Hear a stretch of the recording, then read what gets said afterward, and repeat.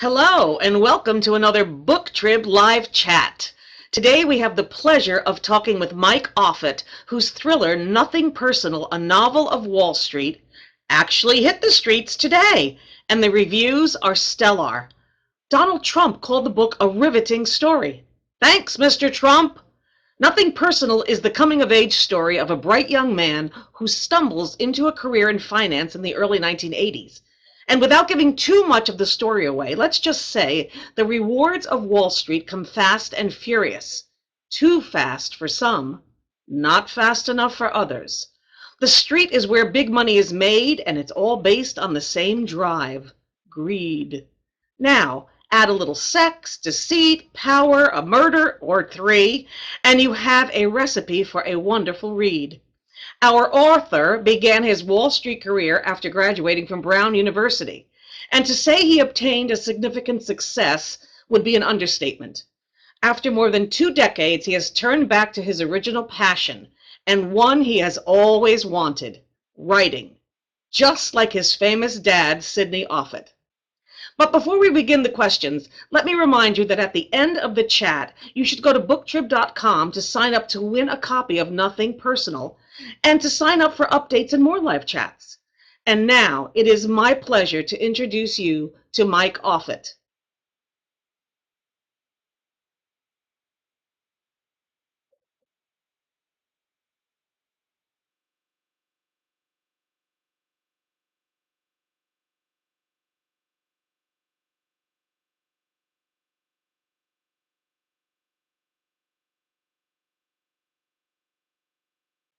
I'm looking forward to the chat. I'm looking forward to answering questions and getting into some details and discussion about the book and anything else people might want to know.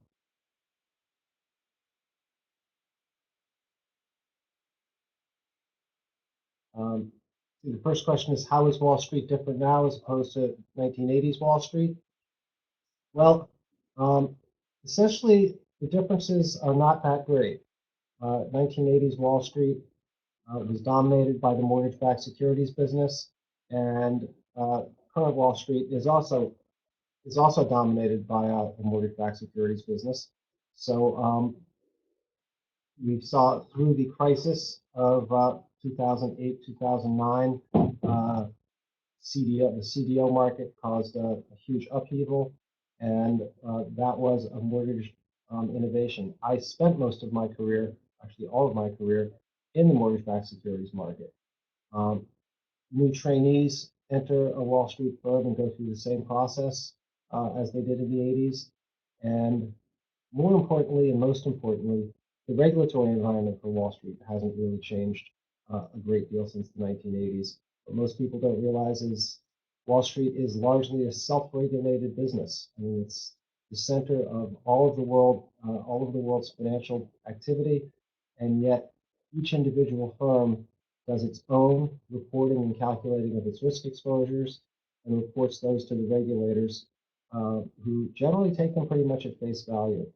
So one of the things I've heard from people about the book is, it's based in the 80s, and that seems like ancient history. But if you take Nothing Personal and change one letter, which is CMO to CDO, you've brought it into the present time. And if you change the savings and loan crisis into the bank crisis, it really is very much the same. So it's a terrific question. Wall Street just goes through the same cycle time after time. People seem to feel that this is all a power that's beyond their control, and yet it's not. If the regulators really stepped up to the plate and changed the way the game is managed and changed the way they surveil it and control it, maybe it would change. But that hasn't happened. Didn't happen in the recent Volcker rule final regulation. It didn't happen in Basel and the Switzerland banking authorities for Europe. And I don't believe there has really been a big change. I'd say some of the changes are small. I think the trading floors probably aren't as crass and vulgar as they used to be. Things are a little bit more politically correct. I believe there are a few more women on Wall Street now than there used to be. But by and large, that the world of high finance has not really changed a great deal.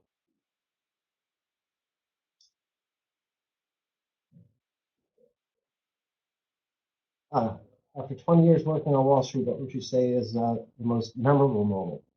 Well, I have some different categories for memorable moments.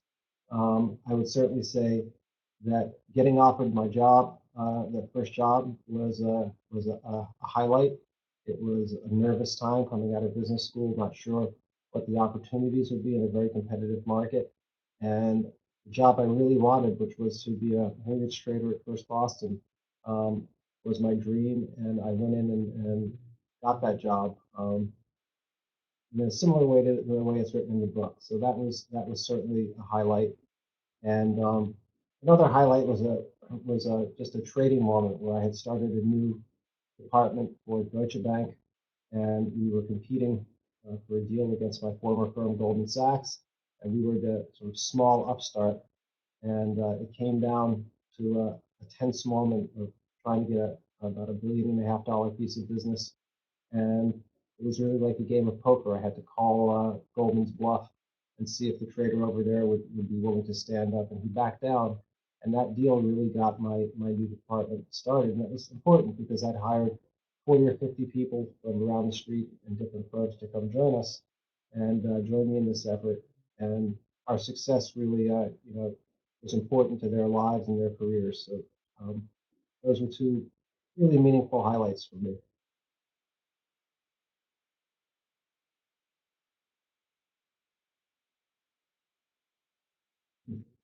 The story about Wall Street. Yes, it is. The novel really started as a classic novel, a coming of age story, and a novel about the emotions and trials and tribulations that any young person going into the world of banking would experience, and and that involves uh, romance, it involves stress, and really your self-image and self-doubt.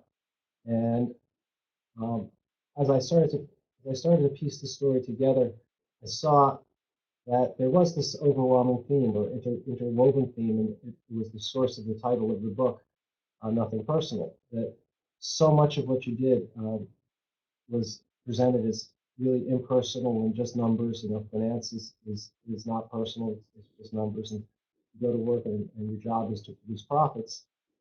But really, every aspect of it was personal. Had to communicate effectively with people, and you had to try and manage to have your own balanced life as best you could while undergoing all of these changes. And for me, at least, rapid success and really earning a lot of money very quickly at a young age, you're not necessarily equipped to handle all that. So I put all that together, and I wanted to find a narrative vehicle in which to convey information without making it into a textbook and allow people to get an education about what the world of Wall Street is like, and a little bit of the anger and frustration of dealing with different types of people who were entirely different than people I've known in my brief stint in advertising and in the world I grew up with in New York. My parents were both writers and very deeply involved in the literary community. So I went from this world of sort of warm and creative writers to this very competitive and tough world of Wall Street. So I didn't find it hard to combine all of that together and to put in a sort of interwoven theme of suspense and crime and even murder, um, because the job every day involved great temptations and great opportunities to walk that fine line between right and wrong or legal and illegal, and that really became a central part of the job almost every day for long stretches of time.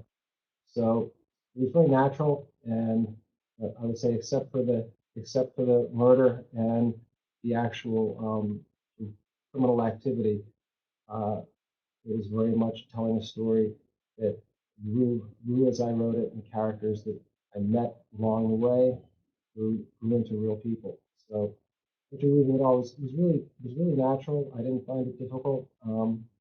And in the editing process, going back and finding things to make sure that they were consistent and maybe adding in a few clues here and there was really fun. It was a new experience for me. I've always enjoyed thrillers, and to feel that I was you know, not only entertaining and educating people, but giving them a little bit of a challenge and trying to figure out maybe who did it or who didn't do it and what might happen to one. Would he get through all this? And would he even survive?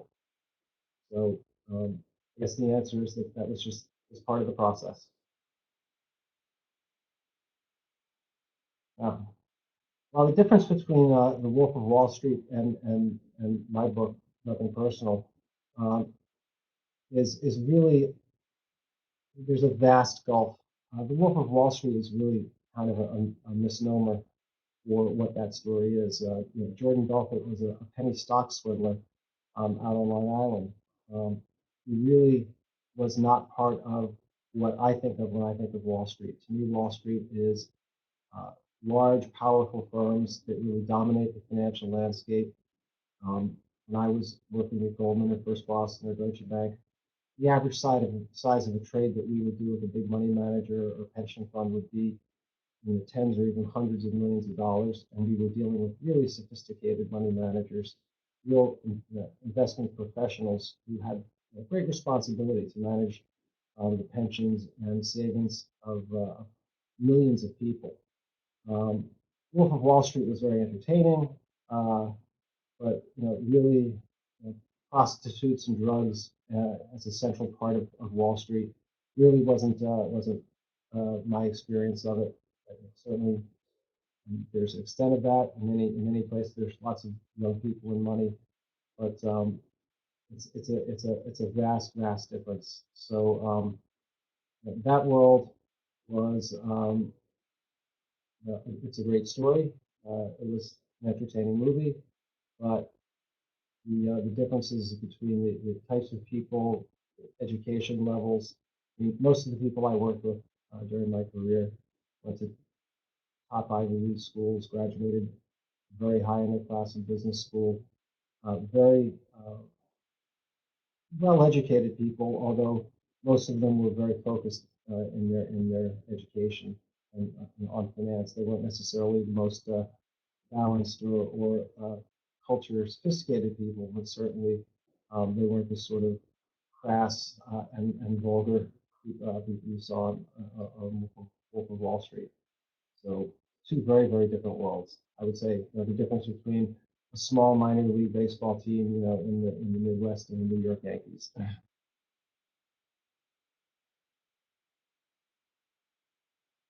Well, the book. This is a question about if there's anything that's remotely autobiographical or connected to a particular colleague or friend. The book is fiction, but like any fiction, of course, it was influenced by my actual experiences. The character in the book went to the same schools I went to.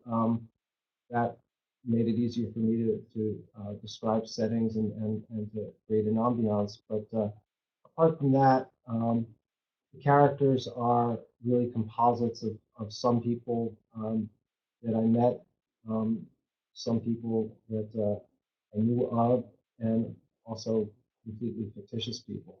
And in the writing process, you start with the character, um, and as you keep writing and the dialogue comes out, they really create themselves. They become complete people in your mind and you form your own visual image of them.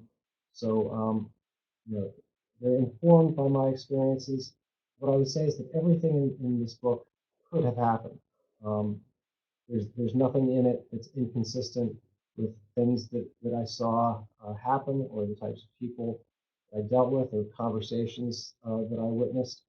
But no, there's no character in the book that's based on real people unless I've named and referred to some real people, which I do as reference points in the book for the time. Some of the really well-known, powerful men on the street are in the book in passing, but that's more for reference points than it is for specific characters. So it's fiction, but it has a link to my experiences. a literary financial thriller. And was there risk? Yeah, I would say I did feel like there was some risk. There's a sort of a tension between literature and commerce, certainly for writing a first novel. Um, I felt that I did want to write something that would be attractive to people who like crime and thriller books. I think that the genre lends itself to Wall Street in my experience. But on the other hand, it's not a blood and gore, intense police procedural. So if that's what someone's looking for, that's not so much in the book. So I tried to write something that would reach across the genres and attract people who like financial books, who want to learn about Wall Street or get a sense of what the big money financial world is like, but also be attractive to people who enjoy um, thrillers, whodunits, trying to figure out who the killer is. And I got a big thrill out of first 10 or 12 people who read the book. No one guessed who the killer was. And I didn't purposefully try to hide it or make it obscure or have the killer come out of nowhere. So it was satisfying feeling that I'd done a good job that way. But I think in the end, the risk is rewarded. I think it all came together um, pretty well so that regardless of what you're looking for, whether it be a book about high finance or sort of a sexy romantic thriller, I think there's a little bit of that in it for everybody.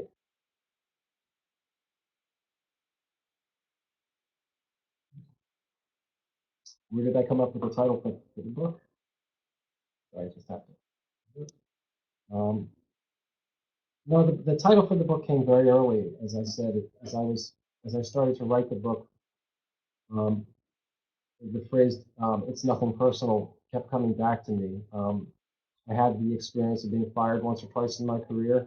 Interestingly, the first time was for actually doing too well, making too much money, and being perceived as sort of a threat to the people above me in a firm that really didn't have very powerful departments outside of mortgages, so that we built the mortgage department for them, and suddenly we outperformed everyone else. And when well, I didn't actually get fired. What happened was that they sort of isolated us and took away our ability to really do business. I got the speech that it's nothing personal. It's just that the firm is reducing its exposure in the area. So it's a phrase I heard a couple of times, and it also really applies to so much that happens in the book, in the relationships between people, and how business is conducted. That it's all there's a sense of irony because what could be more personal than taking someone's job away? What could be more personal than these enormous transactions? People think of pension funds and insurance companies and money managers as these enormous impersonal um, firms, and yet they run the life savings and retirement plans for teachers, firefighters, you know, people who spend 30 or 40 or 50 years in some cases working hard to save that money. So it's always personal, and every aspect of this book is personal. So um, the title was key part of the creative process and came very early, and something that I tried to come back to time and again.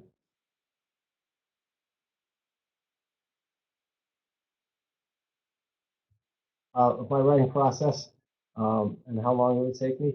My writing process is really disorganized. I started writing this book. I had an idea about writing something many years ago when I was still working, and I had gotten my company to buy me one of the first small laptops to work on while I was traveling. My job involved traveling a fair amount, and sometimes on the plane I would sit and write, and I started throwing together a few chapters of what I thought might someday become a book. And then I put it down for oh, at least a decade before I came back to it. Once I decided the time to come to write a novel, I've been writing a column for a magazine called Departures, which is a sort of a luxury lifestyle magazine. and some pieces about golf and travel. Um, I wanted to go and complete the novel and sit down and actually get through it. It went relatively quickly. I sort of had this journalist's uh, training and notion of working on deadlines and producing pieces quickly. So once I sat down to write, I worked very consistently um, and mostly late at night and turned out a lot of pages very fast. And once that narrative got hold of me, it really gripped me. I couldn't wait to sit down and get back to writing. Um, I wasn't trying to escape life. I was trying to stay deeply involved. But writing this book became something of an obsession, and really, I find that's how I work best today, even as I'm working on my next books. So I would say altogether, excluding the almost decade-long hiatus between the first 40 or 50 pages and then redoing those and finishing the whole book, it was probably about 6 months, and then the editing process took a bit of time once I found a publisher.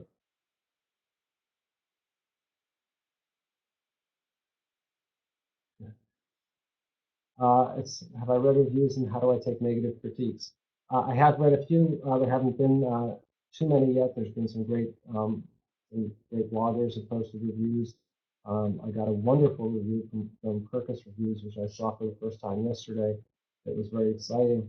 One of the great parts about um, having spent 20 years working on Wall Street is you get used to being criticized and rejected all the time. Criticized by your superiors and rejected by clients when they don't like your trade ideas. So I think I try to focus on the positives, and if there are negative comments, um, I try and see if there's something I can learn from them. I don't take them personally unless they are personal. So I enjoy getting um, constructive criticism. Some things like I guess a few typos and things slip through the publishing process. There's not much I could do to control that, but as far as criticism, I welcome it, and it's certainly great for the ego and very validating to get positive reviews and to know that I accomplished my goal of educating people and really, more importantly, entertaining them. I love to know that I brought some entertainment, hopefully a few laughs uh, to people when they pick up my book.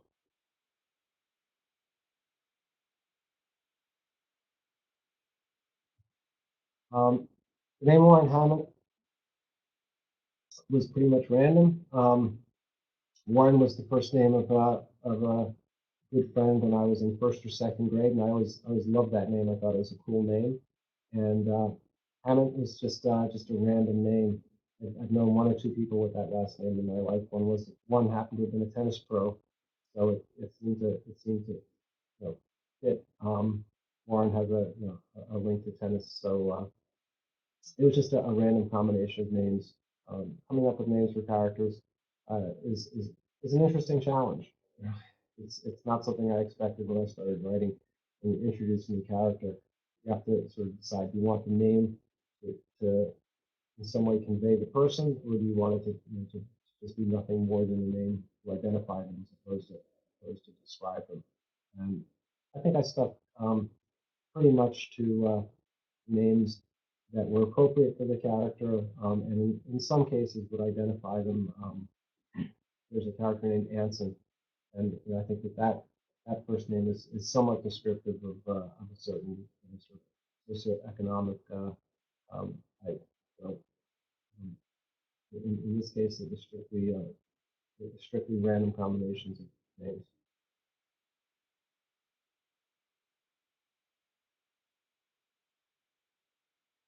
Uh, do I think did I pick Wall Street because I knew so much about it?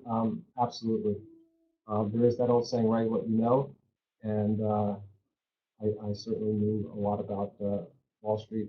I'm probably one of the most senior people in terms of the position I attained at a major top five investment bank to actually write a novel about Wall Street. and to go into its inner workings. So I felt that it was a great topic for me. I could go into some detail. I could give people a real inside view, and and get all the details right. So absolutely, it was a huge influence. The second novel will be something completely different, most likely, and topic I know a little bit less about, but part of the fun of writing is researching and getting to know more about a topic so that you can bring it to readers. And that's something that I had a lot of experience with in writing magazines. I was always on topics that were a lot of research and build your story and your details.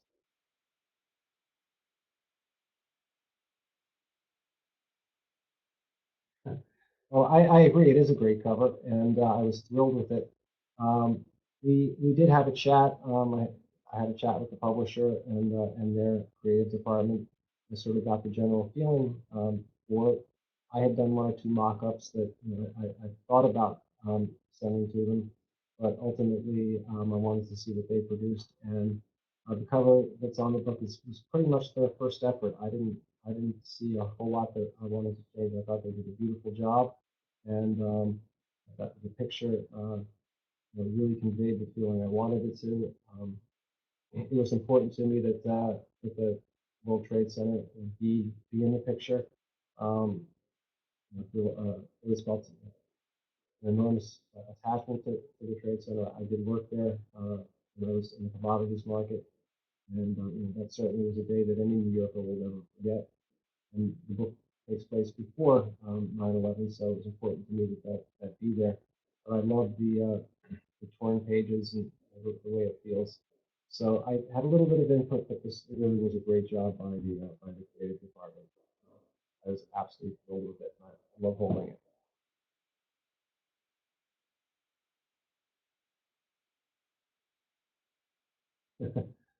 There's some misconceptions about working on Wall Street. Some good stories. Yeah, I think I had a kind of a reputation as a storyteller. When you're sitting on a trading desk, particularly surrounded, by anywhere from 3 to 400 people, and you're in your little pod with the people that work with you or for you.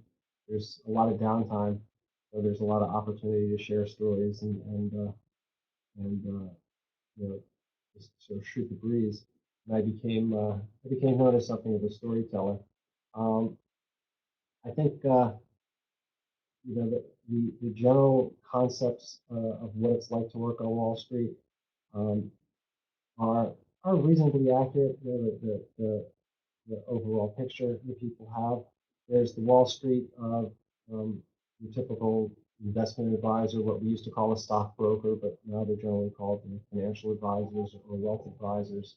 Um, and their job is to sell products that the firm has created or to stocks and try and respond to customers' needs.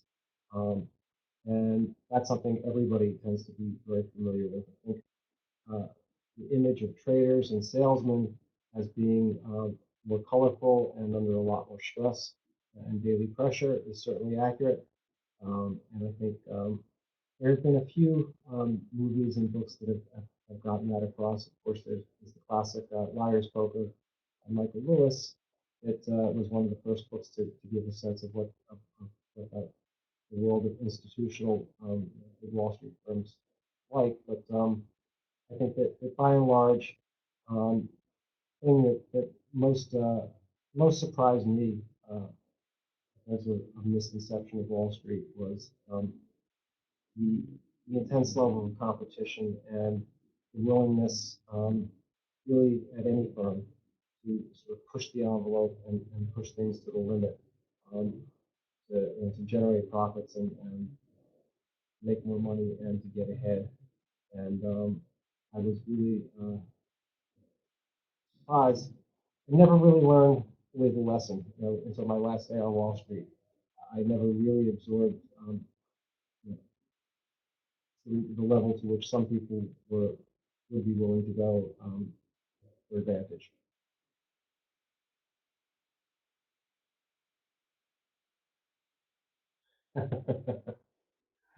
Well, I have to admit that I am a zombie apocalypse. I don't know if freak would be the right word, but big time fan. I totally got addicted to the series of self-published books called Day by Day Apocalypse, and they totally got me. And I enjoy zombie movies. I didn't think that the Brad Pitt movie was particularly great, but as that was World War Z. But I am there's something bizarrely intriguing about a zombie apocalypse. So I would have to say that I'm more interested in reading about the zombie apocalypse. But I think if I had to experience one or the other, I'd probably opt for the alien invasion since it might be a little bit less gruesome and there's at least the possibility of a happy outcome if it's an invasion of a friendly species.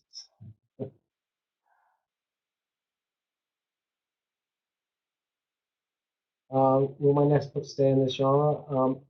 Well, I'm working on two books right now, and one is in the genre, although it's very different. Um, it's what I would call a humorous textbook for Wall Street and economics.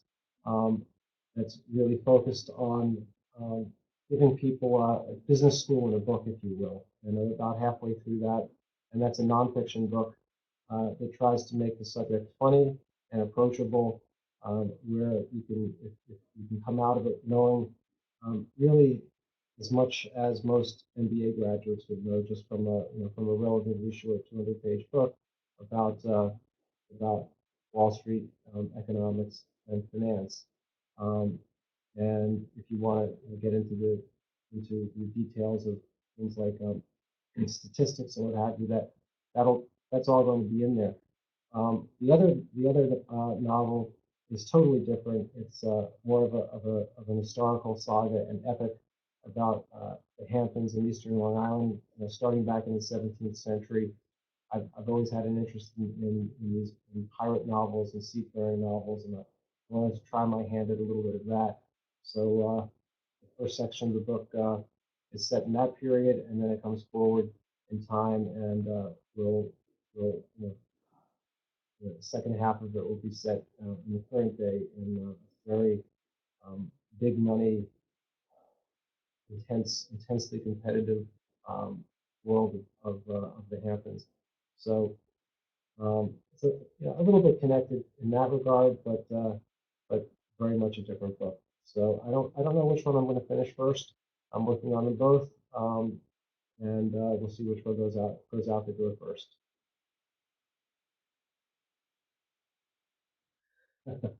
The question about golf.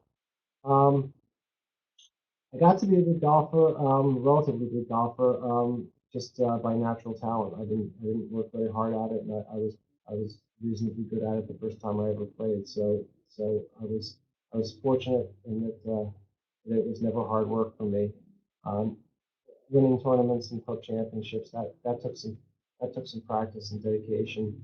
But I had also had the advantage of being used to working under pressure. So playing under pressure was something that I didn't struggle with too much. And have I ever played Augusta National Golf Club? Yes, I did many years ago with a client, and it was before they tiger-proofed it.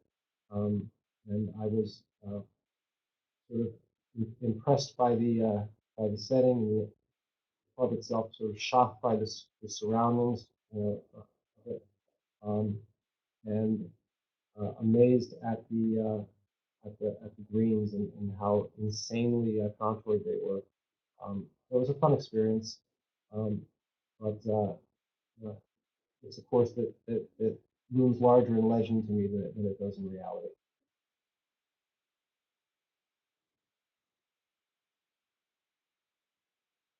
This is a question about Donald Trump as a golfer. I did do a lot of business with Donald and played a lot of golf with him for a couple of years, and the answer is yes, he most definitely is a good golfer. Um, I don't think he ever beat me, but he is a legitimate single-digit handicap. He was fun to play with. Um, never a dull moment. He was a completely honest golfer in my experience, and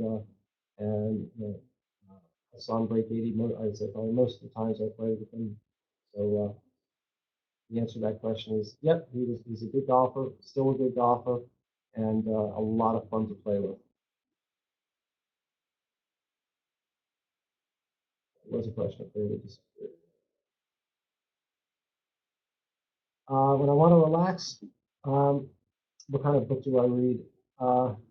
Well, to me, relaxation is really being taken out of the world that you're in and put into a completely different environment. And to me, the great books are ones that really take you into different places. I would say my favorite writers are Mark Helprin. He has actually a movie coming out of his novel Winter's Tale, I believe this week or next week. And that's a book that almost defies description. It's a great American novel. It's about old New York. It's a little bit mystical, um, and it's also consistent with another great writer, Salman Rushdie, who wrote the Satanic Verses, and great storytellers that really take you into a different place. But I also love those zombie books, or at least a few of them. Again, it's relaxation of being taken to a completely different place.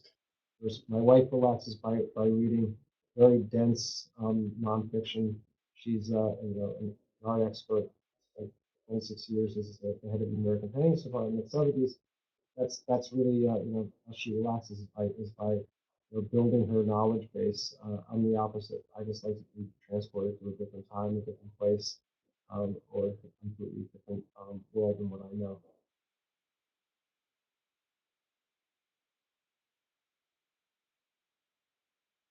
Like mhm. Um, well, that's a good question. What finally made me take the plunge? I accomplished more than I ever thought I would on Wall Street. Um, I would characterize my career on Wall Street as a moderate success. I was good at what I did. I built successful departments and gave a lot of people, I think, great opportunities to succeed. Um, the thing that held me back was my inability to manage up and to really deal well with authority. Um, so while it was a success, I would say that it was somewhat a self-limited success. Writing was what I always wanted to do, and um, getting that novel done really was a conscious decision that I wanted to leave something behind, um, and hopefully put out something that people would enjoy and might teach them something and entertain them. And it was a choice to set aside as much time as it took and stay up late at night after the kids went to bed and pound it out. And it was really that desire combined with I wanted to get a book done while my father and mother could see it and hold it in their hands. They both are writers, and they knew it was something I always wanted to do. And I would say one of the happiest days of my life was handing that finished manuscript and that book to my father, and giving him a chance to read it and to know that his son had followed his advice, but had seen it through to the end. And actually, I published a book.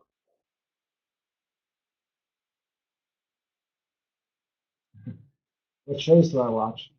Um, Gosh, well, it's amazing to me how the quality of TV has changed so much over the past 5 to 10 years.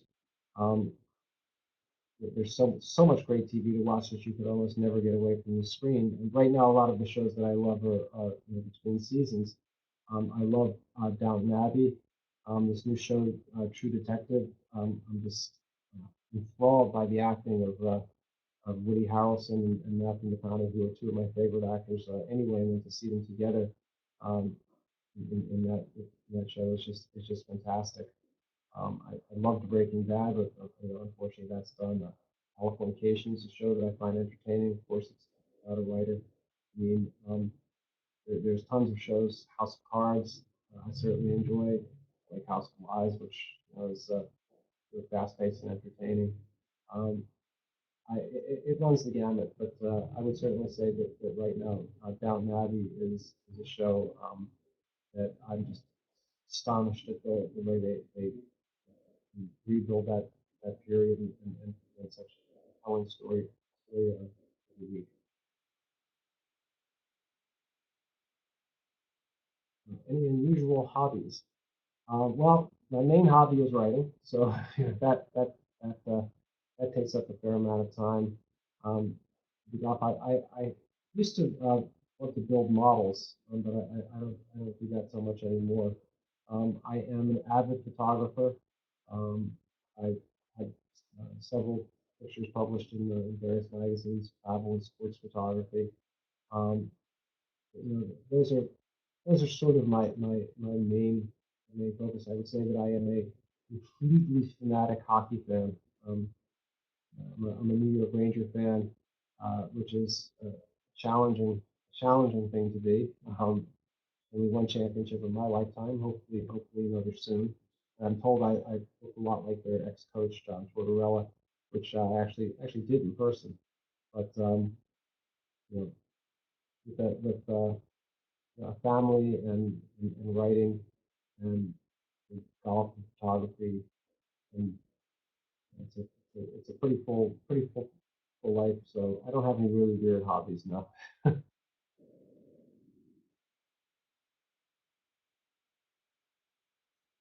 Social media is it's an interesting challenge for me. I'm not a person until this book came out who spent a lot of time talking about himself or seeking publicity. So getting involved with social media is something that's been a learning curve for me. I am on Facebook and Twitter. I do try and post as often as I can. But Twitter is very very clicking on the surface, and Facebook is obviously a little bit deeper. I think it's phenomenal innovation. It is a great way for people to reach the public. Obviously, the challenge for a new writer or a new artist of any kind is to get a following, so that you build followers on Twitter, and that's something I admit not that good at, but I'm working at it. I do think that it's probably the most um, innovative and impactful um, change in how artists and creative people can reach their audiences and in sports too. It's also a great way to really embarrass yourself and get yourself in a lot of trouble. So it's a double-edged sword.